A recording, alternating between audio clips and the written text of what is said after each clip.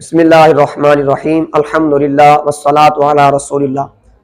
عزیز ناظرین کرام، آج ہم اپنی دعاؤں کے اندر کہے جانے والے الفاظ کی تصحیح کریں گے، اور آج کے سبق میں ہم انشاءاللہ وہ غلطیاں دیکھیں گے جو ہم بسا اوقات دعا مانگتے وقت عدم توجہ سے کر جاتے ہیں۔ ہمارے عرف عام میں احباب پڑھ جاتے ہیں یا رب العالمین، حفاظ کرام اور قرہ حضرات جو عربی گرامر سے جن کا تعلق نہیں ہے وہ پڑھ جاتے ہیں یا رب العالمین یا ارحم الراحمین۔ یہ پڑھنا جائز نہیں ہے، یہ غلط ہے، یہ اعرابی غلطی ہے، لہذا یہ پڑھنا صحیح نہیں ہے۔ صحیح کیا ہے؟ یا پڑھیں گے یا رب العالمین یا ارحم الراحمین۔ کیوں؟ کیونکہ یہ یا ہے اور یہ یا حرف ندا ہے۔ حرف ندا کسے کہتے ہیں؟ جس کے ذریعے کسی کو آواز دی جائے، کسی کو پکارا جائے، کسی کو پکارا جائے۔ ہم اللہ رب العالمین کو پکار رہے ہوتے ہیں، اے عالمین کے رب۔ اب یہ اے والا ترجمہ میں نے یا کا کیا ہے، اے عالمین کے رب۔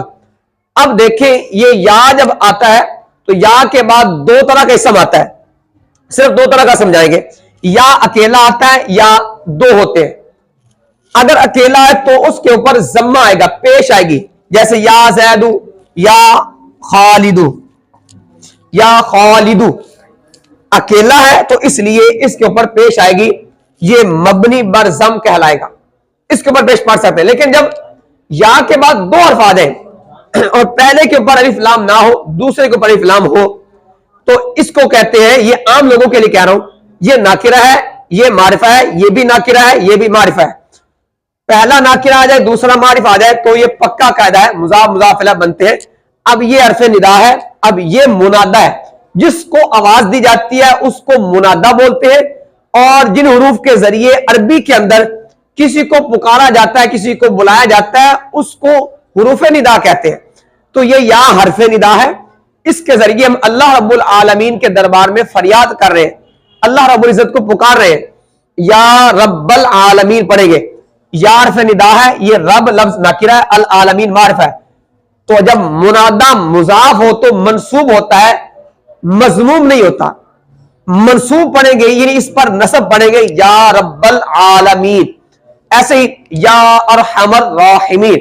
اگر ایک اور صورت ہے، بسا اوقات دعا مانگتے ہوئے ہم یہ کہہ دیتے ہیں رب العالمین ارحم الراحمین، لیکن لوگ یہ پڑھتے ہیں ارحم الراحمین، رب العالمین، رب العالمین تو کرم فرما، ارحم الراحمین تو رحم فرما۔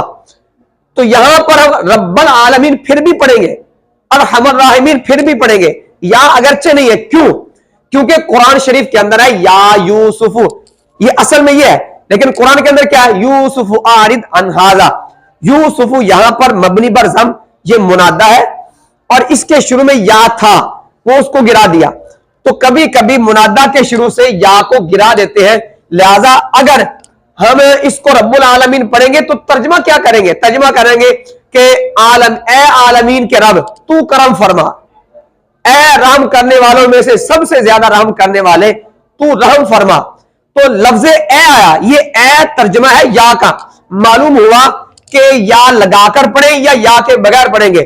جب دعا مانگ رہے ہو تو ہم نے پڑھنا ہے یا رب العالمین یا ارحم الراحمین، رب العالمین ارحم الراحمین۔